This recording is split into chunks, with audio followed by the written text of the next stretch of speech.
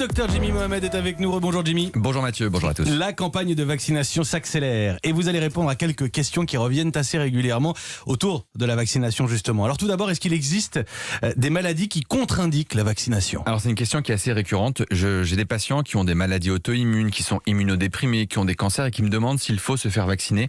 Alors oui, quelle que soit la maladie que vous avez, vous devez vous faire vacciner. Si vous êtes à risque de forme grave, c'est que vous avez une maladie grave et la vaccination n'est absolument pas contre-indiquée. Au contraire, protégez-vous. Alors au bout de combien de temps est-ce qu'elle est efficace cette vaccination ? Alors ça aussi, il y a beaucoup de problèmes à ce niveau-là. Il faut bien comprendre que lorsque vous avez un vaccin, quel qu'il soit, Pfizer, Moderna, AstraZeneca, votre système immunitaire va créer une armée d'anticorps. Mais pour créer une armée, il faut un peu de temps.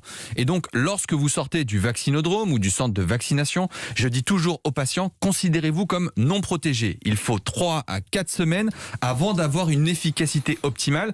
Vous avez réussi à survivre 1 an sans coronavirus, vous êtes vacciné, mais protégez-vous. Maintenez les mesures barrières pendant au moins 1 mois, d'autant plus que l'épidémie flambe. Donc, il faut du temps avant que la vaccination soit efficace. Comptez minimum 3 semaines. 3 semaines pour lever cette armée. Le vaccin Moderna semble avoir moins de succès que le vaccin Pfizer, car dans certains centres, il reste de nombreux rendez-vous. Est-ce qu'il y a une explication ? Sur le plan scientifique et médical, il n'y a absolument aucune explication. Le vaccin Moderna, c'est un cousin du vaccin Pfizer. Ça utilise la même technologie ARN, donc il est aussi efficace et sûr. Peut-être que d'un point de vue de pédagogie, on n'a pas été suffisamment clair, mais ce sont 2 vaccins très efficaces. Et si jamais vous avez la possibilité de vous faire vacciner, allez-y. Alors, une autre question qui revient très souvent. Est-ce qu'on doit se faire vacciner si on a eu le Covid ? Alors oui, vous devez vous faire vacciner si vous avez eu le Covid, car la protection conférée par la vaccination est supérieure à la protection conférée par la maladie. Qu'est-ce que c'est que d'avoir eu le Covid ?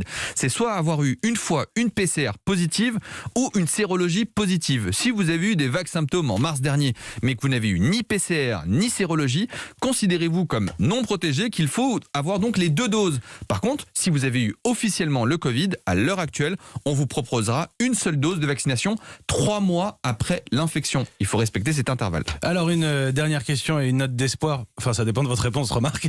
Est-ce qu'à terme, on pourra enlever le masque une fois vacciné ? Exactement. Alors c'est l'objectif. On sait qu'avec la vaccination, vous n'aurez pas la maladie et que même si vous l'avez, vous n'allez pas en mourir. Quelque chose d'assez extraordinaire. Mais en plus de ça, on s'est rendu compte que la vaccination, notamment avec Pfizer et Moderna, permet d'éviter de transmettre le virus. Ça veut dire qu'on ne sera plus contagieux et qu'à terme, on pourra enfin se débarrasser du masque. Donc protégez-vous, vaccinez-vous. Merci beaucoup, docteur. Merci, docteur. C'est ce qu'on dit en sortant du cabinet, pas à l'antenne en général. Oui, sauf que là, vous n'avez pas payé, Mathieu. C'est différent.